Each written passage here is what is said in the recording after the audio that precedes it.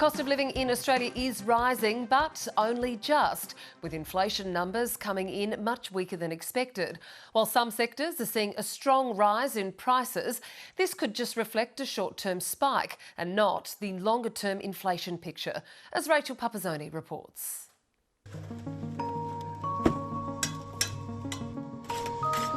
Business is booming for Perth builder Frank Letizia. We should be right in saying that for a bit, I see. Yeah. But with so much construction, it's hard to get his hands on supplies, and when he does, the prices keep going up. Already this year, what are we in nearly May, we've seen 2 price increases come through, and some are just hitting us with like a 7 or 8% price increase effective almost immediately. Bricks have seen some of the biggest hikes. To lay a brick used to be about $1.30, $1.40 a brick. Now to lay them are around $2.50, $3 a brick. The latest inflation data shows some of these increases, but the true numbers have been masked by government grants. Spending in the home maintenance category rose in the March quarter. Construction of new dwellings rose almost 2% if you take out the impact of government grants like Home Builder. Across the country, rents have been dropping, skewed largely by falls in Sydney and Melbourne. But in Darwin, rents have been soaring, surging more than 16% in 12 months.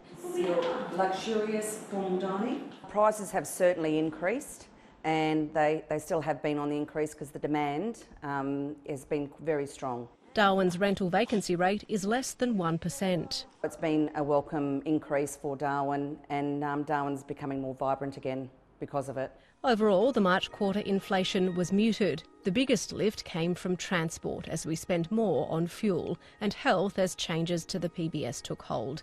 Annual inflation coming in at just over 1%. In fact, the RBA's preferred measure, annual core inflation, was the lowest on record. Today's data would have confirmed what they expected to see. So there weren't really any big surprises in it. Today's numbers keep annual inflation still well below the RBA's 2 to 3% target range needed to move interest rates. But groups like Westpac are lifting their 4-year fixed mortgages as global money markets push rates higher. It appears retail banks don't think the RBA can keep rates on hold for another 3 years. Dr Hunter expects to see the real fireworks next quarter, when we'll see a recovery from the COVID-impacted childcare and fuel prices a year ago. Those two things alone obviously have now reversed, and at the time put a big drag on inflation last year, and so the kickback from that will be headline inflation very likely above 3% in the June quarter. So get ready for some serious catch-up in the next round of data.